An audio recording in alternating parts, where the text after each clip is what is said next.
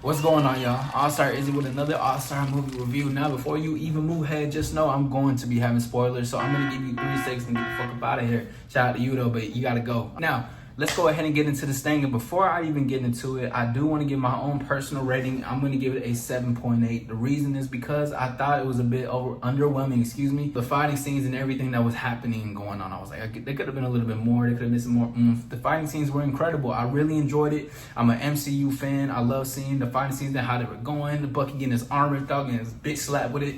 Everything like that. I'm thinking to myself, where's Spider-Man? Where's Daredevil? Everything happened because it's in New York. So shit, hey, we gonna probably see in the future. So again, I went into understanding of a Marvel movie, right? And I'm like, yeah, it's gonna be lit. But there had so much emotional depth into this film that I had to bring attention to, because it was hitting home in how to embrace your pain and turning it to power, how to transform your shame, your embarrassment into a superpower for you. Because when people feel lost, or people feel shitty, people feel unconventional, they're purposeless, showing how they brought them together, it showed that there was a bit more connection to them. Because even if you feel shitty, or even if you're in shitty environments and you're brought around people who may not look the best, be the best, or like this is not your ideal team or the ideal people to help you move forward, that doesn't mean that they're not what you need around you. Because everything that's brought together isn't just by coincidence, but it's always the step and choice of being like, can we do with what we have around us? You know, your boy is a motherfucking nerd, so I did write this thing down. Like I was talking about how they were shitty, right? But even shitty people have light. And that's one thing that this really highlighted for me into the film, and how dark of the concept and emotional depth they were giving in the connection of each character, and seeing the backgrounds of them and why they operate in a certain light that they operate. Because I think I've said this before, it's like the yin and yang thing, but even when people have negative, or they're doubtful, or they're sad and depressed, that doesn't mean that they don't have light. That means that they need to recognize their own light, or they need someone to guide them to see their light. Everybody has light to them, but sometimes their darkness takes over, and darkness could be the negativity, the doubts, the anxiety, everything like that can transform them into be this thing to where they feel lost in the world, or they feel lost to themselves. Another thing that I did put, again, that they were all brought there with a purpose, but if it wasn't for how fucked up and painful their experiences are, it would have never led them to each other, or led them to come to their own understanding of transmuting their pain into power, all right? Because each highlighted a certain thing, especially when Yelena was going off on everybody in the circle. She was basically,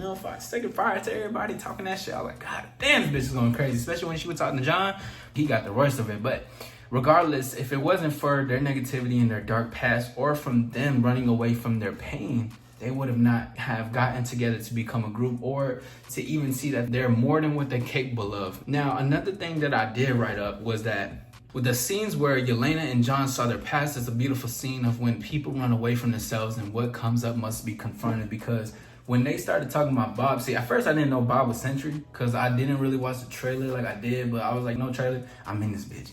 But when I seen when they were with Bob, and then they touched hands and they had that connection, and then he brought her back to the past, and he brought John back into his past.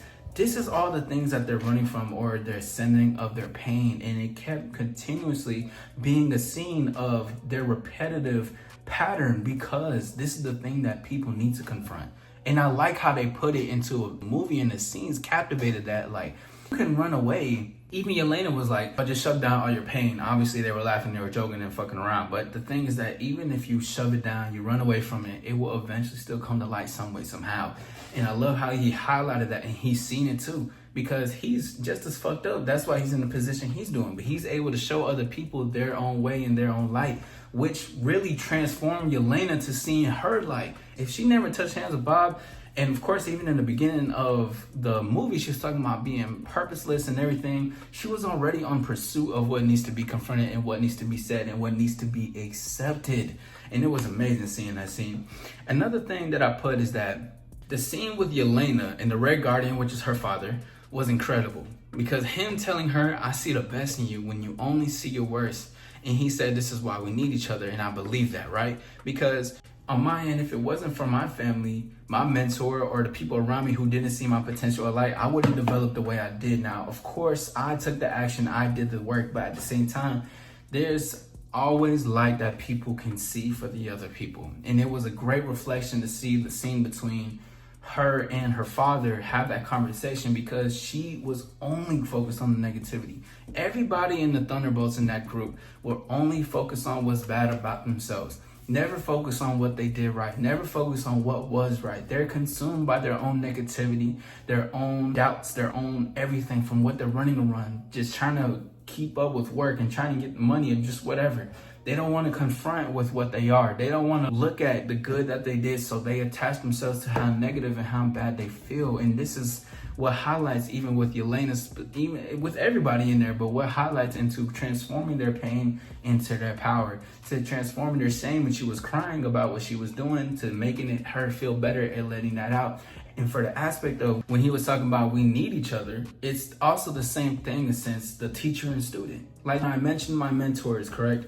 It's the thing, if I'm a teacher and I'm teaching, or if I'm a student of something, I'm being highlighted of something and I'm seeing something and I'm learning to develop. So in that aspect, of course, you must learn in order to teach. You must teach in order to learn. Same thing applied. A great other part that I wrote down was that the scene where Sentry became the void and he was turning the city dark is an imitation, right, of you when you focus on your negativity and it grows within. See, when I was watching this film, not only did it remind me of what I once was before, just like younger and how I was going about things. That scene where Sentry became the void, consumed by his darkness and was turning everybody into shadows to bring them into the void.